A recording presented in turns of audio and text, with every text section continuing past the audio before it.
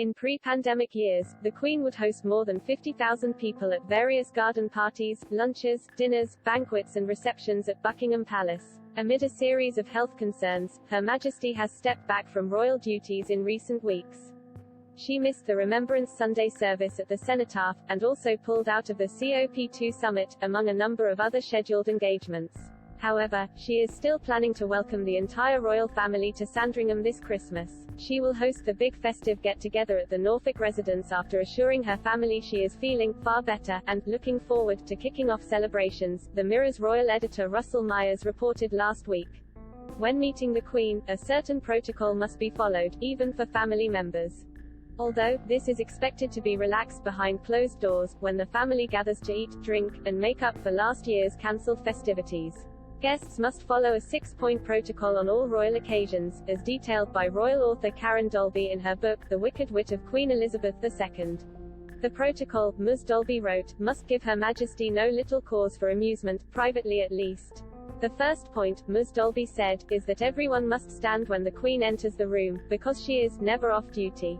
The rule even applied to Prince Philip, although Ms. Dolby noted the Queen probably relaxed the rule when they were alone. The second rule is that the Queen must first be addressed as Your Majesty, and afterwards as Ma'am. Ms. Dolby explained that pronunciation should rhyme with ham not harm, and guests must revert to Your Majesty when the Queen leaves the room. Under the third rule, women must curtsy while men can bow from the shoulders, or nod the neck, both when meeting and saying goodbye to the monarch. Ms. Dolby said, the Queen herself is said to be very relaxed about curtsying, commenting that it is not necessarily right for modern times. The last person she curtsied to was her father, King George VI.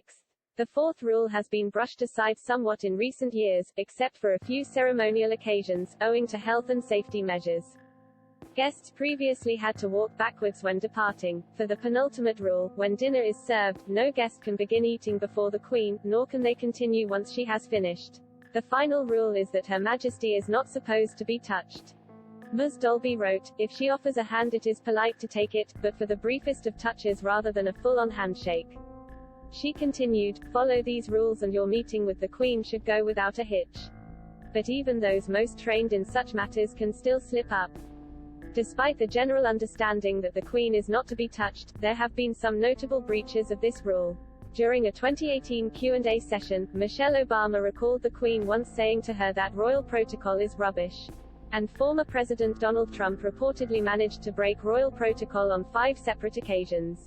He was allegedly late to Windsor Castle on his first visit to the UK in 2018, and immediately went straight for a handshake. Having already broken tradition twice in minutes, he then walked in front of the Queen. On another visit in 2019, he again went for a handshake upon greeting Her Majesty. Melania also shook the monarch's hand. Lastly, Trump appeared to touch the Queen's back as she rose from her seat at Buckingham Palace, during a visit which coincided with the 75th anniversary of the D-Day landings.